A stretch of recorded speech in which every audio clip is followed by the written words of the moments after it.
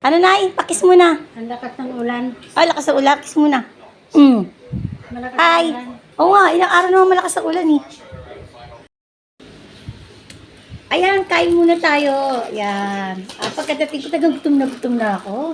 Ay, sabi sa nanay ko, kain muna ako. Dinala mo dito. Ayan, ito yan. Kain na ako. Kain po tayo. Ayan. Talagang nagutom ako dahil halos 2 oras ako sa kalye.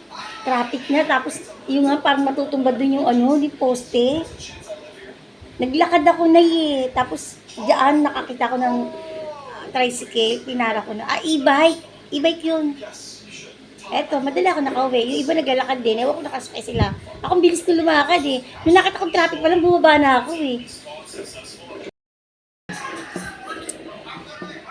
Ayan meron pala akong pasalubong sa nanay ko yan. Ayan.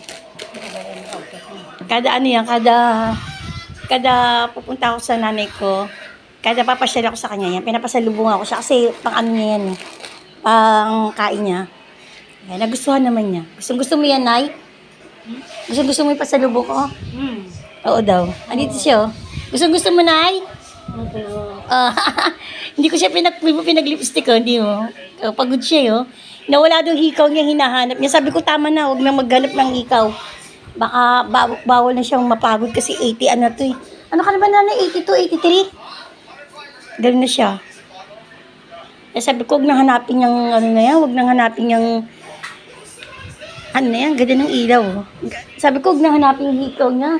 Sabi ko, maupo na lang siya dyan. Eh, sabi ko, nakaupo na siya. Ayan. Pagod na yan. Oh, may higa na. Oh, napagod na, hinanap na yung hikaw niya.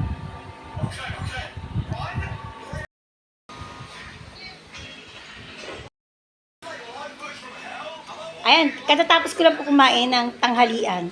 Nanay ko, 82 na siya. Mga mamsik ko, mga Mars. Palagi niya pag siya nagtanong, sinagot na namin, maya-maya, tatanong niya uli yun. Ulit-ulitin niya. Kailangan mahaba pasensya mo. Sabi niya sa akin, ba't daw hindi ako pumunta? Kaya pupunta niya daw ako. Sinagot ko na yun, sabi ko, malakas ang ulan. Baka hindi ako makasakay agad ng jeep o tricycle. Wala akong masakyan dahil malakas nga ulan, di ba? Isang araw pa, may bagyo. Sinagot ko na siya. Maya-maya, tinanong niya uli ako. Yun uli sagot ko. Maya-maya, tinanong niya, nakalimang tanong. Eto, paglapit ko sa kanya, sigurado itatanong na naman niya sa akin kasi nagugas ako ng pinggan. Tingnan natin kung itatanong niya uli yun